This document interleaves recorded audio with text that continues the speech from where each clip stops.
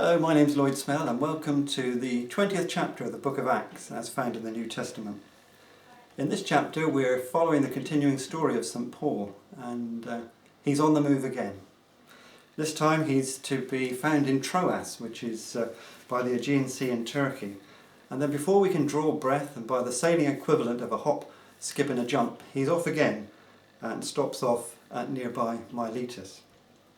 And from there he sends word to the church leaders at Ephesus, with whom he had spent so much time just a year or so previously.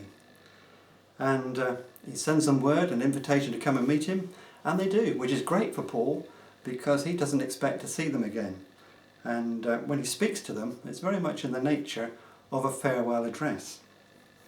And in that speech he reminds them of how important it is for anyone, whatever their background or nationality or tradition, to hear God's truth and to find their own way of putting their trust in Jesus. And it reminds them too of the words of Jesus that it's more blessed to give than to receive. And before he's finished, he takes time to offer them words of encouragement to help them stay faithful when it gets a bit tough, as it's surely going to.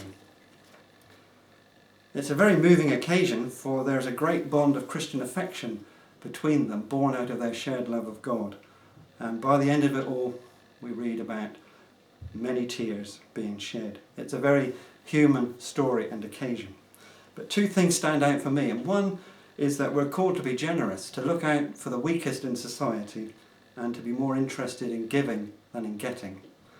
And secondly, that whoever we are, the quality of our relationships will be better if we love in the way that we're loved by God.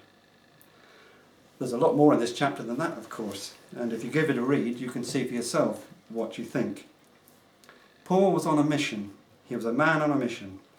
And our mission, should we choose to accept it, is to allow Jesus to meet us at our point of need in the way that he met Paul at his, and to be encouraged to receive God's offer of love. Catch up with St. Paul in Acts chapter 20. Give it a read and see if you see what I see. Thanks for listening.